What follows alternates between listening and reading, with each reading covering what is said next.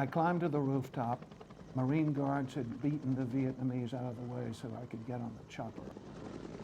As the chopper began leaving the roof of the embassy, it arced up, and I could see on the edge of the city 140,000 North Vietnamese troops moving in with the lights on. We move out towards the coastline, and suddenly we begin taking ground fire. The helicopter pilot wrenched the controls, and we gained altitude and got out. The final moments before the fall of Saigon, seared forever into the memory of Frank Snepp, one of the last Americans to leave Vietnam. More than 6 military choppers took part in the operation. Fearless pilots flew over 600 flights, airlifting 7,000 people out on that final day, including 900 from the U.S. Embassy alone. As word got out that the Americans were leaving, thousands of South Vietnamese swarmed the embassy gates, desperate to flee. Many had worked directly for the U.S. mission in Vietnam and were considered high risk. During the last day, we played God. We determined who would be saved and who wouldn't, and it was heartrending. You would get one person in a family, but not the child, not the mother, not the father. We separated families in a wink because we hadn't planned adequately. It was every man, woman, and child for themselves. This footage, taken by a British television crew, showing just how crazed those final moments were. The embassy gates were closed, and we, like the frightened Vietnamese and their families, had to fight and claw our way up. And we did claw, and we did fight. And if it wasn't for one single American Marine, whose name I didn't have the chance or time to discover, we would never have climbed our way to our evacuation. It's estimated that close to 800,000 Vietnamese fled their homeland as a direct result of the war. Many of those refugees settled right here in Orange County, California, where some 200,000 Vietnamese Americans live in and around the neighboring cities of Garden Grove and Westminster, aka Little Saigon. Frank. It's a location that Frank Snepp, the Central Intelligence Agency's former chief strategist in Vietnam, rarely visits, despite the fact he lives just an hour's drive away. What's it like being here in Little Saigon? I feel as though I'm in a hall of ghosts. I look around at these faces, and I'm always unconsciously trying to identify somebody I know. A face, an expression, a smile. Vietnamese are such graceful people and so friendly. And I can see someone looking at me and think, well, that reminds me of, oh my God, she didn't get out. Wow. Or he didn't get out. Or I remember I heard a report that he'd been killed. So you're looking for someone who you might not have had a chance to say goodbye to? I'm always saying goodbye to the Vietnamese. And when I see people here, I mean that I'm always saying goodbye to the memories that I carry with me. And it's very real, just as real as the people here. Real and painful? I've reached a point of being totally numb about it. The pain is so deep. It's a scar that will never heal. And I stayed away from Little Saigon for a long time, simply because I couldn't bear coming here, because it reminded me too much of what had been lost and the people that had been abandoned. What specifically hurts you the most? The opportunities lost to rescue people, to help people out. We could have done it, and we so often failed in that. A failure Snepp believes the State Department and the U.S. Embassy could have prevented. The fall of Saigon had been coming for months, but U.S. Ambassador Graham Martin wouldn't even talk about a possible evacuation.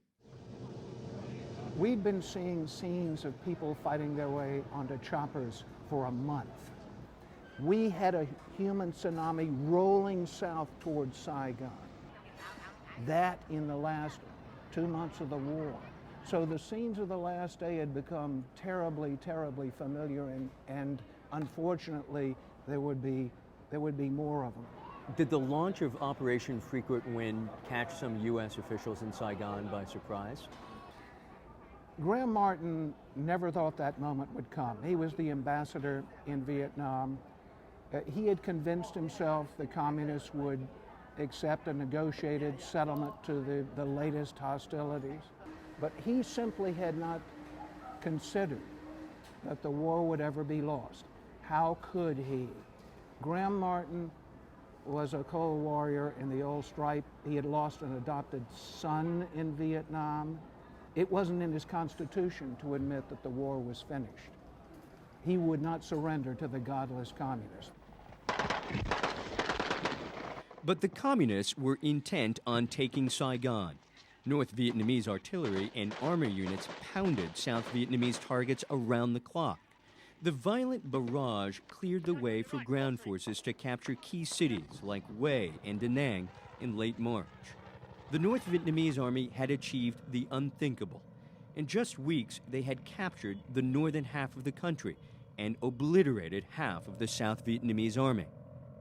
I flew into the embattled areas soon after the worst began to happen, and I saw the South Vietnamese army retreating into the sea, throwing away its uniforms.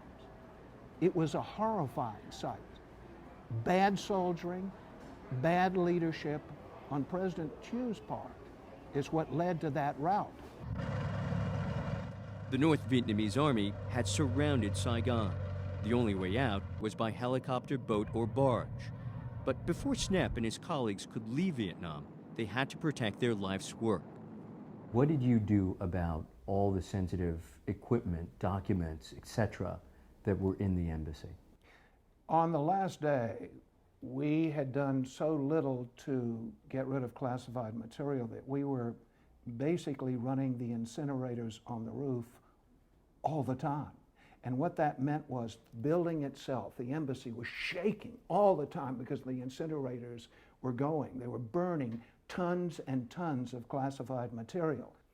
And during the early hours of the last morning, we began using thermite grenades to destroy NSA's communications equipment on the 4th floor, using hand grenades to blow them up, because we hadn't done that in advance. And the ambassador, who was just below on the 3rd floor in his office, began screaming, "I can't hear myself think. Stop that thundering just above my head."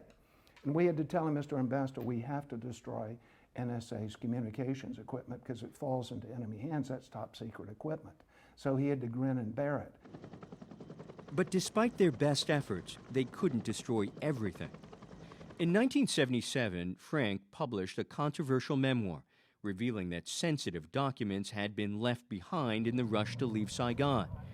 He insisted the CIA's local operatives were all named in the files, leaving them vulnerable to arrest or worse. How many lives do you think were lost as a direct result of all those documents that were captured by the North Vietnamese? We have no idea how many were killed. Many were put into concentration camps. They called them re-education camps. Many people that worked with us in the CIA were treated extremely harshly. It's futile to try to figure out or measure the tragedy in terms of numbers. One Vietnamese lost because we left one secret behind is all you need to know about betrayal. It's a sense of betrayal that's haunted Frank Snepp the past 4 decades. A betrayal he's reminded of in Little Saigon. The faces here reopening old wounds. One wound deeper than the others. In those final hours, this Vietnamese woman who claimed to have had my child and showed up out of nowhere after months and months of my not seeing her, told me that I had to get her out and that if I didn't get her out, she would kill herself. And I said, "Look, I've got to do something for the ambassador. Call me back in an hour or so." When she called back, I missed her call. I missed her call. And it is my fear that she killed herself and that child. When you look back on this moment, as I imagine you have done countless times, do you believe there's something you ought to have done differently? I should have grabbed the ambassador by the neck and said, will you start an evacuation? Will you start the planning at least for one? But I was a good Southern boy. I had good manners. And I sat on my anger. And I think about that all the bloody time. If only I had had the guts to say to the ambassador, get going, sir. We've got all the information we need. I didn't do that. I am haunted by my failure to do that to this day. 40 years after the fall of Saigon, Frank Snepp spends a lot of time here at these bluffs, looking out at the Pacific, exorcising the demons he brought home from the war. So why did you bring me here? The Vietnam I knew fled into the sea during that evacuation. And the waters washed over all of the terrible images I'd brought with me and began to soothe me. It's the beginning of the healing process. So I come here to be reminded that there was an end to the horror. So this is solace. This is a moment away from Vietnam. Michael Oku, Al Jazeera, Los Angeles.